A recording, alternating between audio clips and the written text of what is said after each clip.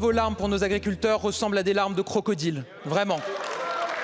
Parce que la réalité, c'est qu'à chaque fois que nos agriculteurs, que nos éleveurs familiaux ont un projet d'extension de leur élevage, qui s'y oppose? Vos amis, avec votre soutien.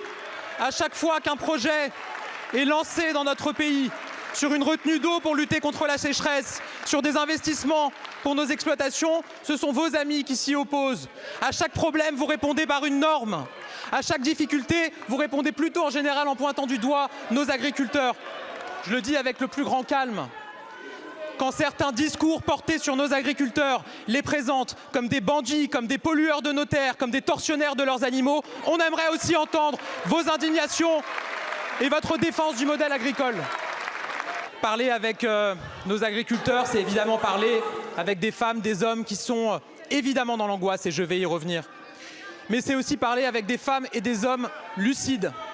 Lucides sur l'importance de l'Union européenne, et ça a été redit par le ministre Marc Fesneau, pour les aides de la PAC, pour nos capacités d'export. Et donc je le dis, il y a aussi une lucidité face à ceux qui butinent de colère, en donnant le sentiment qu'on pourrait sortir de l'Union européenne. Votre président est aujourd'hui avec les pêcheurs, on y reviendra tout à l'heure dans des questions. Aujourd'hui, on en parle beaucoup, il y a des caméras. Le 26 décembre, quand les pêcheurs en colère, angoissés, étaient en train de crier leurs revendications, on n'a pas vu M. Bardella, on a vu Mme Lisiane Métayer, députée de cette majorité, qui, elle, n'était pas en vacances, qui était sur le terrain avec eux.